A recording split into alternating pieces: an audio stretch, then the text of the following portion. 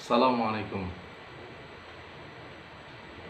Pada kesempatan kali ini saya ingin share ke teman-teman yang terutama ada di dunia perdagangan atau memiliki aktivitas perdagangan begitu ya.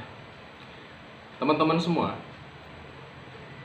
kalau kita menawarkan sesuatu gitu ya, produk gitu atau jasa, kita sebut begitu juga bisa,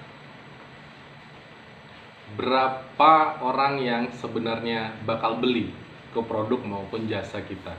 Dari penawaran kita, ya penawaran yang biasa-biasa saja, tidak terlalu menggunakan ilmu marketing, atau dengan ilmu marketing ala kadarnya dan biasa-biasa saja. Ada salah satu hukum dalam ukuran ini yang sering dikenal dengan hukum Pareto.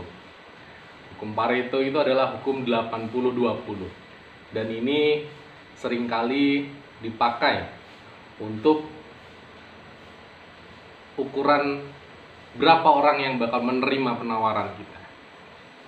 Nah, ternyata hukum ini menyebutkan 80/20 atau 8/2. Artinya begini, ketika kita melakukan penawaran ke 10 orang, biasanya akan ada 2 orang yang bakal membeli atau mengiyakan penawaran kita. Jadi dari 10 orang itu bakal ada 2 orang yang akan mengiyakan atau membeli penawaran yang kita lakukan. Ini biasa disebut sebagai hukum Pareto. Jadi ketika kita ingin melakukan transaksi gitu ya, teman-teman semua bisa mengira-ngira ingin terjadi transaksinya itu berapa banyak. Ketika teman-teman semua ingin memiliki transaksi 100 gitu ya, ada 100 buyer atau 100 pembeli, maka tentu teman-teman harus melakukan 500 penawaran atau 500 tawaran atau lebih tepatnya melakukan penawaran ke 500 orang atau 500 target. Nanti akan ada 100 closing. Atau ketika teman-teman ingin 200, ya tinggal dikalikan 5. Jadi 1000 penawaran akan ada 200 closing. Begitu. Semakin angkanya besar, target angka penjualannya besar, maka penawarannya juga tentu makin besar. Karena dari 10 pihak yang kita tawari, biasanya akan ada 2 pihak yang mau membeli produk maupun jasa kita. Itu disebut sebagai hukum Pareto.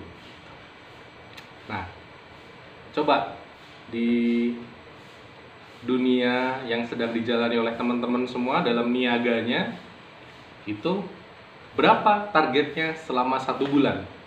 Ada berapa transaksi selama 1 bulan yang diinginkan? Jadi nanti teman-teman tahu, kita jadinya tahu harus melakukan penawaran ke berapa orang atau ke berapa pihak. Nah, di dalam proses penawaran, saya pernah buat video bahwa ada step-stepnya.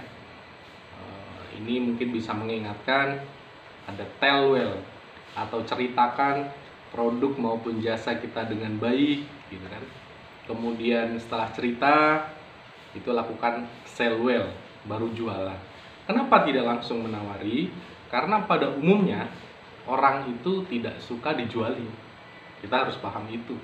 Orang tuh nggak suka pada umumnya dijuali. Maka level pertama adalah tell well, cerita dulu. Nah, pada pertemuan yang kedua atau pada penawaran yang kedua baru kita lakukan jual dengan baik. Kemudian ada sell well, ada tell well, sell well, repeat, repossession. Nah, bagi yang ingin tahu tentang itu nanti bisa coba ulik-ulik video saya di bagian yang lain. Jadi itu teman-teman semua, kembali ke target penawaran kita. target penjualan kita. Selama 1 bulan kita ingin ada transaksi berapa kali, maka dari situ kita jadi tahu tugas kita menawarkan ke berapa pihak. Kenapa? Karena kita ingin terjadi transaksinya sekian gitu, 100, 200 atau bahkan 500.000 gitu transaksi dari produk maupun jasa yang kita tawarkan. Jadi itu teman-teman semua sedikit sharingnya, mudah-mudahan manfaat. Assalamualaikum.